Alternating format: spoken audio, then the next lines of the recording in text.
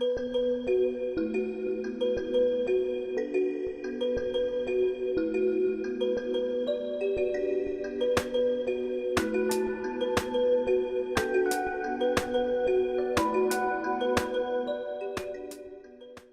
a gente convidou para esse bate-papo parte da equipe do projeto Ubuntu, que é uma ação afirmativa da Sociedade Brasileira de Porto Alegre.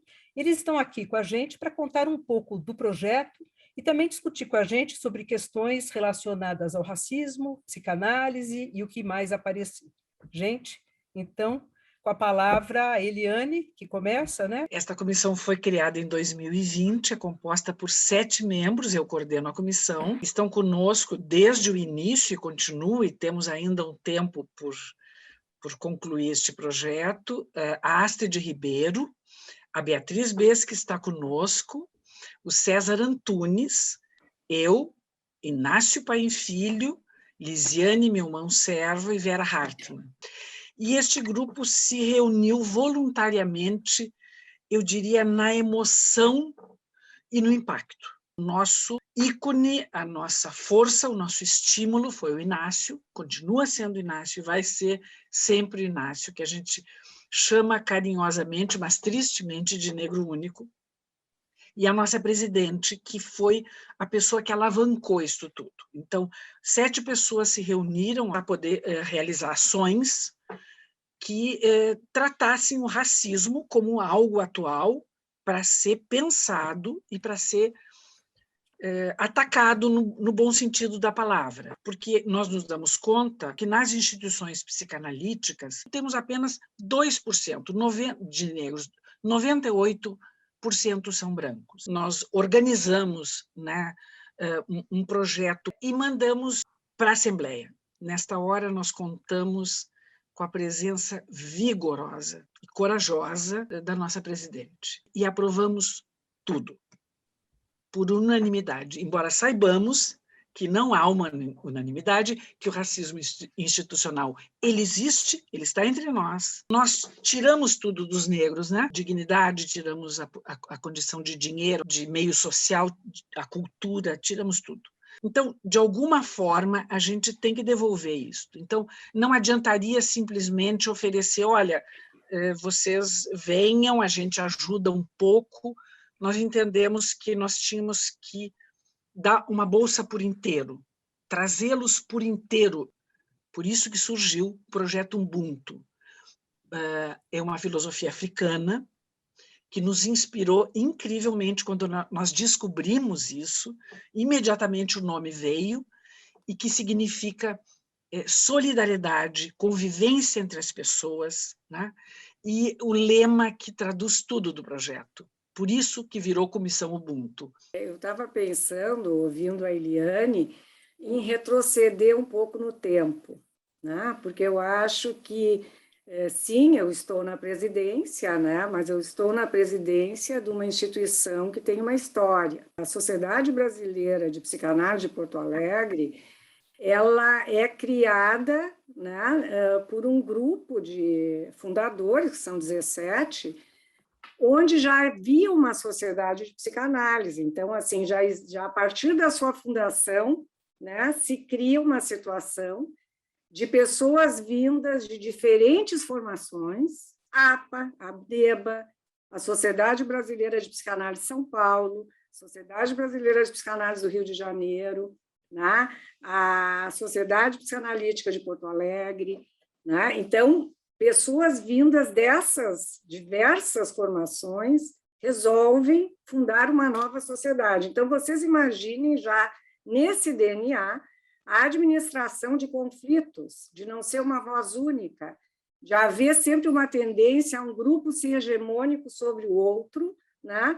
E haver uma possibilidade, né, de consensos mínimos para poder seguir adiante. Foi de crucial importância ter o Inácio convocando a instituição e a instituição encontrando na diretoria e numa boa parte da membresia esse espaço para ser convocado e se desacomodar. O Inácio, numa atividade científica, fez essa questão, mas escuta, até quando eu vou ser o negro único dentro da brasileira? E, de fato, esse tema, ele, assim como todas as nossas instituições, ele é silenciado. A gente sequer percebe. Isso é um fenômeno assim, impressionante, como a gente não tem consciência disso. Eu acho que a gente tem que, pelo menos, contextualizar rapidamente, acho que a questão do racismo em termos de Brasil, pensando que a América Latina também conhece pouco a nossa realidade. Eu vou me centrar, eu acho, no desdobramento do racismo pós-abolição. Tudo que nós temos falado, temos estudado, a brasileira tem estudado muito, evidentemente, nesse episódio aí, que todos nós sabemos o quanto foi importante o episódio de George Floyd como um grande detonador do país, no mundo, de questões que sempre existiram aí, que o movimento negro discute desde da abolição da escravatura sem reparação. Toda vez que se fala da abolição, nós temos que agregar que é uma abolição sem reparação. Uma abolição, como diz um poeta gaúcho, que foi um dos responsáveis pelo 20 de novembro, uma abolição de asas quebradas, onde ele diz que lá pelas tantas é fome sem pão, que isso é o que foi delegado para o povo negro desde a questão da abolição. Sabemos que tinha vários projetos importantes que visavam uma abolição com reparação. André Rebouças, para citar, um negro extremamente importante e que ele estava trabalhando arduamente para ver junto à monarquia se conseguimos fazer uma espécie de reforma agrária dentro dessa ideia que essa população negra tivesse terra para trabalhar e, evidentemente, ter uma condição de sobrevivência que não lhe é dada. Se hoje nós temos que falar de ações reparatórias dentro das instituições psicanalíticas, elas começam nas universidades como um marco extremamente importante. Os anos 2000, em especial 2010, a gente ter um marco, é quando as universidades começam a fazer esse trabalho de cotas, de ações afirmativas, de ações reparatórias, e que as universidades são um belo exemplo do que é a realidade das universidades brasileiras, o que é o número de mestres e doutores negros que nós temos hoje, que é radicalmente diferente do que nós tínhamos antes dos anos 2000.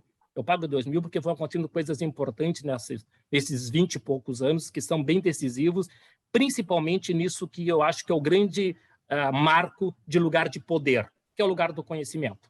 O lugar do conhecimento marca a história, marca os destinos e marcam todas as questões.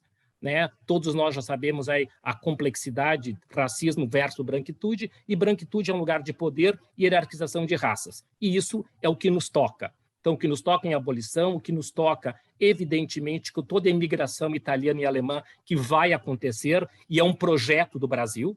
Esse é o famoso projeto de branqueamento do Brasil, que foi estimulado com terras, com todas umas benesses, ou seja, essas ações afirmativas já foram feitas para o povo branco, italiano e alemão em especial. Porque quando houve a abolição, nós tínhamos 70% da população negra. Isso era um problema para o Brasil.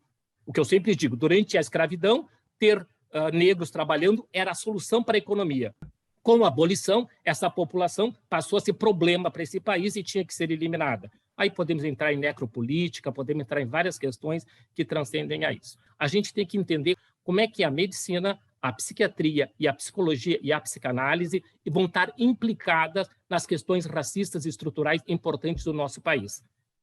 Elas não são simplesmente omissas, elas são coniventes e elas vão fomentar, elas vão dar material científico para corroborar desde o racismo científico, final do século XIX, início do século XX, justamente a abolição, processo, o famoso darwinismo social, darwinismo racial, que era uma espécie de seleção natural, os melhores sobrevivem e os menos qualificados padecem.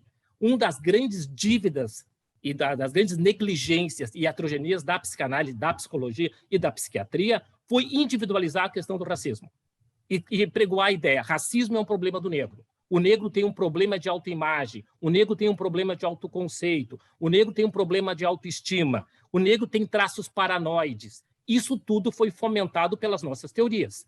Teorias usadas de forma explícita e, às vezes, de forma implícita. Então, isso não é simplesmente uma questão de não nos envolvermos com essas questões raciais. Não, é quando entrávamos em cena, entrávamos para corroborar isso de forma marcante e significativa.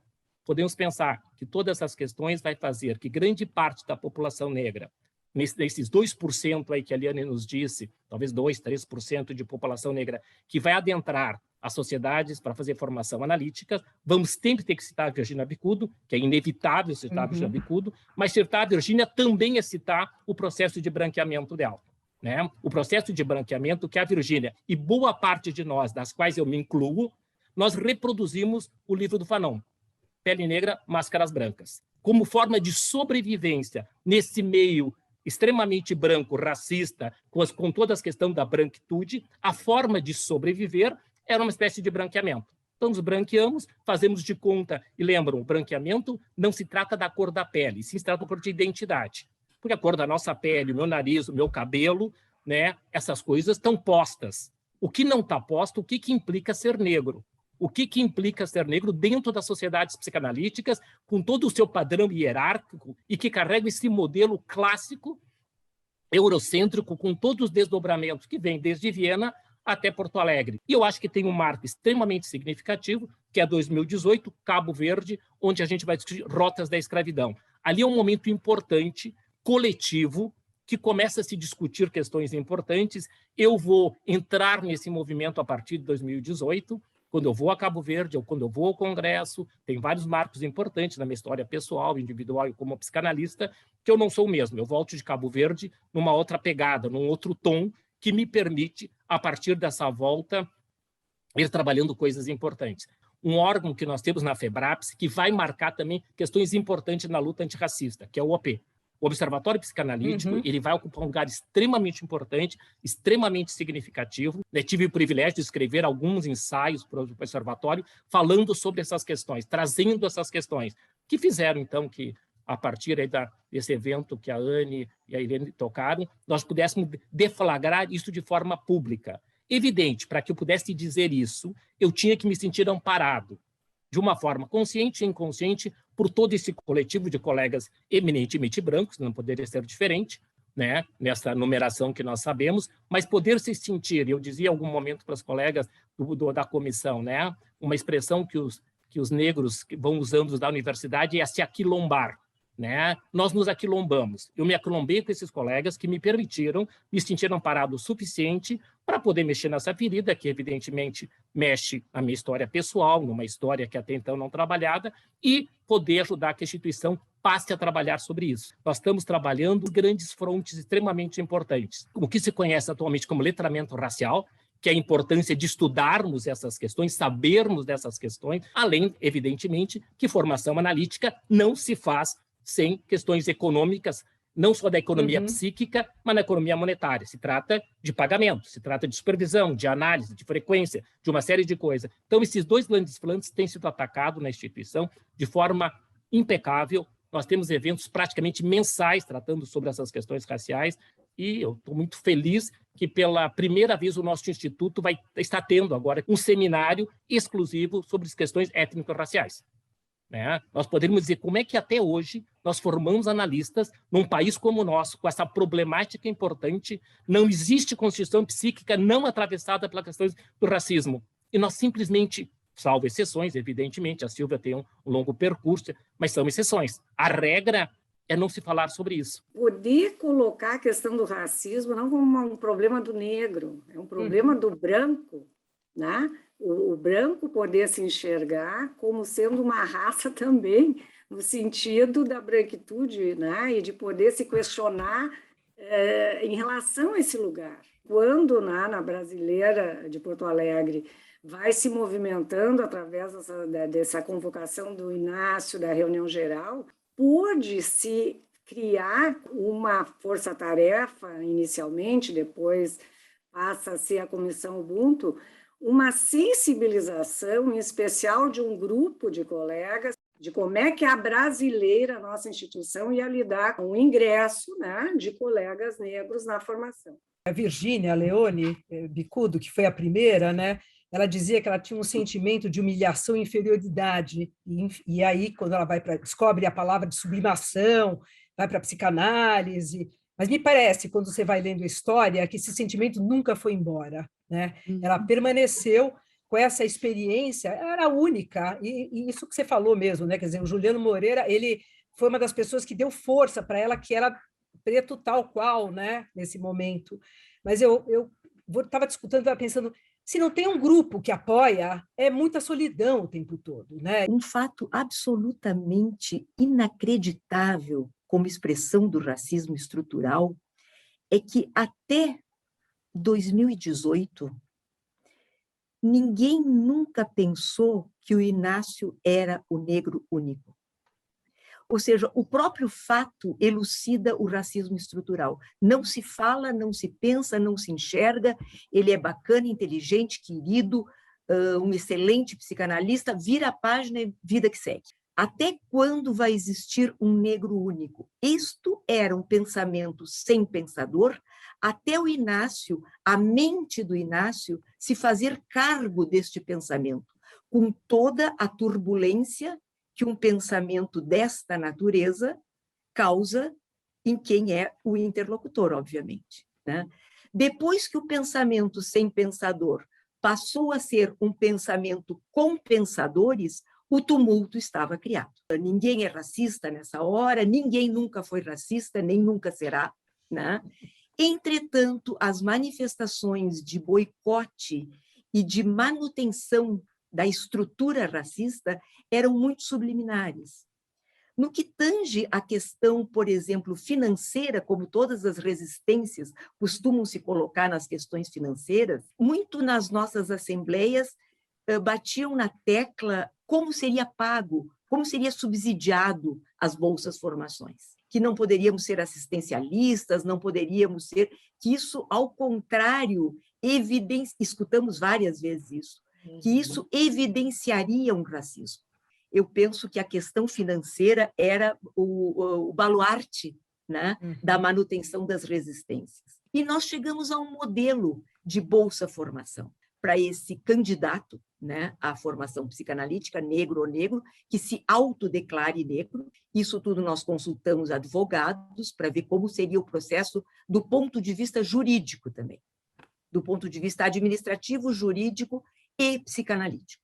O processo foi e está sendo bastante complexo. A satisfação do ponto de vista humanitário, portanto, do ponto de vista psicanalítico, é imensa. Na Assembleia em que é aprovado o projeto específico para negros e negras, se aprova também um parágrafo único que, se houvesse postulação de indígenas, eles estariam incluídos no mesmo projeto. O pessoal jovem da brasileira está completamente engajado.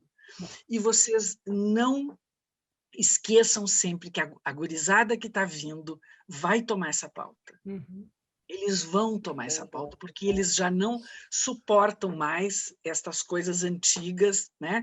De que, olha, eu até tenho um amigo negro, não falem assim comigo. Algumas pessoas diziam, eu não admito que falem assim comigo. Eu até tenho amigos negros, eu até um fulano de tal casou com uma negra, né? Tinha essas expressões que algum de nós usava indevidamente. E nós tivemos que sofrer este impacto. E eu acho, para as pessoas que estão nos escutando, né? Eu acho que a gente, em primeiro lugar, tem que sofrer o impacto. Que é isso, né? É você reconhecer que você faz parte desse problema. Exatamente. Né? Tem uma frase que eu acho que é do Milor Fernandes, que ele diz assim, o Brasil é um país que tem um passado pela frente. É isso, né? É isso. A gente tem que agora, muito atrasados, né? Como país, como nação, tentar, de alguma maneira, fazer isso que o Inácio falou aí, desse pós-abolição, que foi um abandono completo da população negra. Tivemos alguns encontros com a Sueli Carneiro. E a Sueli é uma filósofa brasileira, ativista do movimento negro, é uma pessoa assim, com um repertório que você fica ali completamente assim, né, embasbacado de ver aquela mulher falando. E ela trouxe algumas coisas que tem aqui, tudo que vocês estão falando aqui, eu queria ler assim que ela fala, né? Quando ela fala do silenciamento, do apagamento, dessas práticas comuns para não abrir esse espaço de conversa. Ela vai falando, né? Reconhecer o problema e validá-lo é o único caminho possível de elaboração para um trauma coletivo, mas que impacta violentamente a subjetividade dos indivíduos, né? E a saúde mental dessas pessoas todas, né, são atravessadas por isso. E uma das questões que ela foi trazendo é isso, assim, de que todos os temores, o pior é aquele que não chega. Ela fala que não se aproxima, ou só chega na forma de mal-estar e estranhamento, que eu acho que é isso que vocês estavam falando. Ninguém fala disso, a coisa está ali, está posta, mas não precisamos falar desse assunto aí, pensando nesse pacto narcísico que vocês estão trazendo, né? E ela termina a fala dela dizendo assim, que existe um desafio de construir uma nação e não nos livrarmos uns dos outros. Com todo o genocídio que já foi feito com a população negra, nós ainda estamos aqui. Pretos e brancos, estamos atados e temos que encontrar um jeito de viver melhor. O que é necessário, então, né, nesse caminho, que um psicanalista tenha? O que é necessário para um psicanalista poder escutar isso tudo que está se dando, que está se passando? O que é que está faltando ou não está faltando? Estamos completos? Né? Porque parece que você está trazendo uma ideia de que talvez está faltando alguma coisa, eu podia dizer, na nossa formação. No meu entendimento, está faltando análise, quando tu falou. Não é? Tem a questão da análise e tem a questão de como é que transita na instituição a questão do poder e da vontade política, porque uma pessoa pode estar no poder e não ter vontade política para essa questão, e essa questão ser realmente silenciada fundamental, e não contemplada. Né? Por muito tempo se tratou que o racismo é um problema do negro, e a Anne citou. Né? E uma grande mudança de postura, e a psicanálise tem muito a contribuir com isso, que o racismo não é um problema do negro, o racismo é um problema do branco. Se existe uma psicopatologia, como muitas vezes foi psicopatologizado a questão do racial como um problema do negro, se existe, é justamente que esse problema foi inventado pelo branco, inventado, criado, gestado e proliferado e mantido.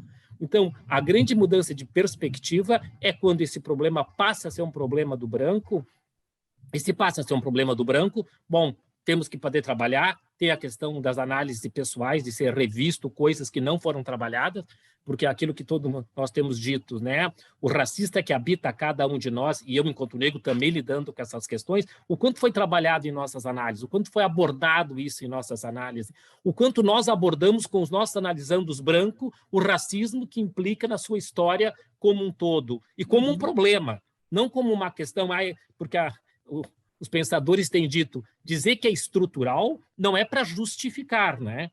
É para compreender. E a pergunta, o que a gente faz com esse racismo estrutural enquanto analista que estrutura o nosso aparato psíquico? Que ferramentas nós temos ou não temos e temos que trabalhar para poder transformar isso e dar um outro destino a essa questão importante e significativa. E as instituições psicanalíticas, nós sabemos disso, que a questão do poder é uma coisa forte e importante, como todo o grupo ou toda a massa, falando de psicologia das massas. Né? A própria IPA, né? Salvo raras exceções, apenas com a Virgínia, né? Agora, há um ano atrás, antes da Virgínia, que se criou um intercomitê para discutir as questões raciais. Tem mais de 100 anos, isso nunca foi objeto de estudo de uma forma ampla. Então, nós, analistas, estamos excluídos desse processo, estamos nos incluindo, precisamos nos incluir por vários lugares. Claro que as resistências, os ataques vão existir e é inevitável, mas eu acho que com a questão do racismo, nós vamos conseguir corrigir um distúrbio de rota histórico da psicanálise e que rompe com o pensamento freudiano. Quando nós dissociamos psicologia individual e psicologia social, nós, pós-freudianos, né? O Freud vai ser incansável. Os 100 anos está aí para dizer da psicologia das massas e análise do eu. Então, ele fez questão de dizer, antes mesmo de o eu existir propriamente, como vai existir em 23, em 21 ele fez questão de dizer que o eu tem a ver com a massa, e como é que a massa influencia no processo de apagamento, alteração e transformação do eu. Eles têm um trabalho de construir, e ele vai trabalhar toda a questão dos ditos textos sociais, a obra inteira. Agora, nós, psicanalistas, né, com toda a nossa herança, nosso legado freudiano e com as mais variantes correntes teóricas, nós vamos fazer essa cisão.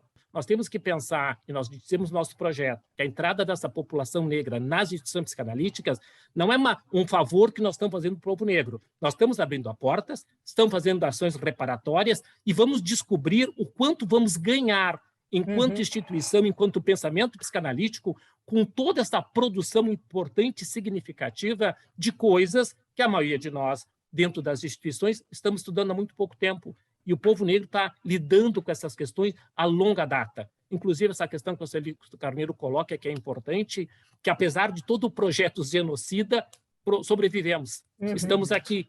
Se o projeto de branqueamento, que era em 100 anos, não ter mais negros no Brasil, não, nós continuamos e somos 56% da população. Ainda que nós tenhamos aprovado por unanimidade o projeto, e ele tem pontos importantíssimos, porque nós estamos fazendo bolsa integral, com pagamento dos seus analistas de supervisão, de todos os grupos, de igual forma, capitaneado por nós, de dentro da sociedade e pela comunidade. As pessoas vão doar de dentro da instituição, a instituição como instituição vai doar uma outra parte, e a comunidade vai ajudar.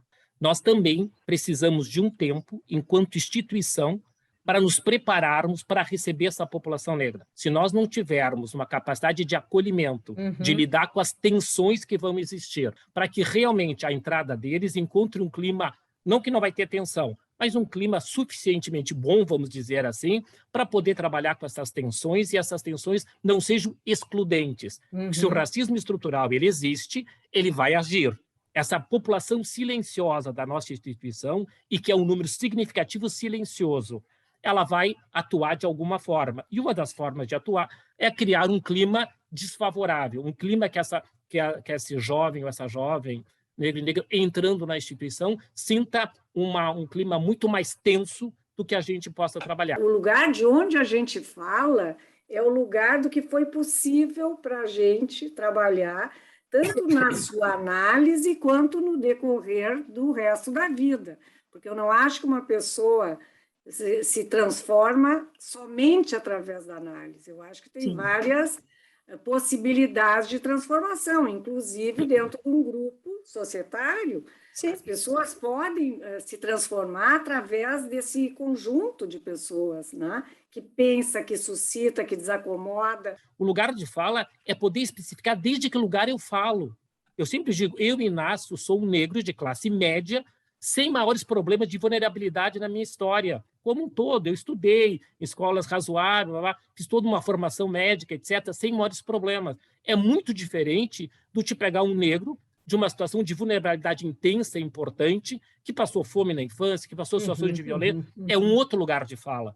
Pegar uma mulher negra, falando, pega a Vânia, cidade, que tem um longo projeto, talvez do mundo psicanalítico. IPA, ela é a pessoa que sabe mais dessas questões psicanálise e negritude. O lugar de fala da Vânia é outro, muito diferente do meu lugar de fala. As minhas colegas, quando falam aqui, elas falam desde o lugar de mulheres brancas implicadas nesse processo de N formas. Então, não é que o branco não possa... Não, ele tem que falar, ele tem que saber tanto do racismo quanto da branquitude, mas saber que é desde esse lugar de fala que eu estou falando, mas falo desde esse lugar com a minha história, que é a história da psicanálise. Cada um de nós pode falar desde o seu inconsciente, com o que pode. Com certeza. E eu terminaria dizendo que a gente está sempre fazendo revisões. A gente faz uma ação, pensa, repensa. Isso aqui não é fechado em si, né? Vai colocar esse projeto e a gente vai estar, vocês vão estar sempre revisando, né? O que precisa, o que faltou, e é assim que a gente vai construindo, né? E é isso, gente. Estou sempre aprendendo. Muito obrigada pelo convite, né? Muito obrigada, Sônia, Silvia, muito obrigada. Obrigada. Obrigado, Sônia. Obrigada a vocês. Obrigada pelo espaço.